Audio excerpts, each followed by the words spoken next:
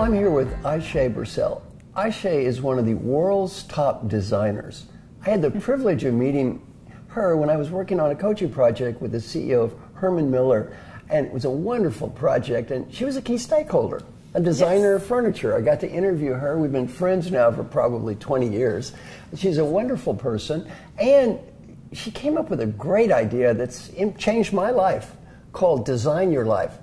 How did you make this sort of transition from a world-famous designer who designed all kinds of fascinating things like furniture, toilet seats, all kinds of interesting stuff, into a person looking at the design of your life?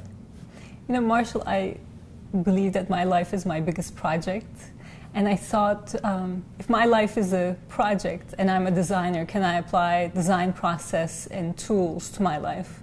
And I decided to experiment with it. That's how it started. And then I did a workshop, Design the Life You Love, for the first time. And people seemed to like it. And I realized that people really want to be designers of their own life. And it's been growing word of mouth ever since. Well, I am a graduate of your Design Your Life workshop. I am a graduate of this fine workshop myself. Yes. And, you know, you might say, well, at age 67, why am I going to a workshop on designing my life? I feel like, you know, you're never too young or old to look at designing the rest of your life. Or redesigning it, or right? Redesigning Yes. it. I like it. I actually wanted to ask you because, you know, we've known each other a long time, and I look at you and I think you have a very original life. And you work with some of the world's best leaders. You yourself is among the top 50 business thinkers in the world. And so I thought, well, Marshall, you have an original life. Yet you wanted to come to my workshop. You brought 50 of your friends. Right. Why? Well, you know, to me, I've done programs myself called Creating a Great Rest of Your Life. In this very room with many CEOs. My friend Alan Mulally, CEO of Ford, has been in this room. Mike Duke, CEO of Walmart, has been in this room. Many, many top leaders have been in this room, and we've talked about what are you going to do now?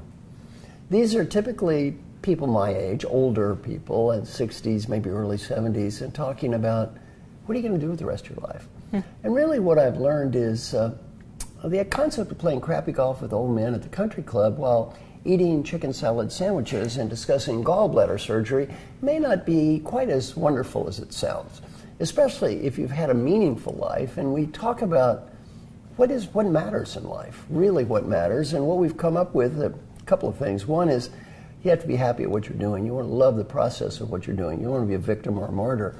And you also need to find meaning. You can't just go on cruises and play bad golf. You have to do something that matters in life. And so I think it is very important at every stage of life we go back and look at what's important, what matters, and what do I want to be. We spend so little time thinking about this. One of my good coaching clients was going to retire in 6 months. He was a CEO of a huge company. And I said, if you knew the company were going to change in 6 months, totally different customers, everything, would you plan for it? He said, of course I would. I'm the responsible person. I'm the CEO. I said, your life is going to change in 6 months, totally change. Everything's going to be different. How much time have you spent planning for that? You know what he said? None.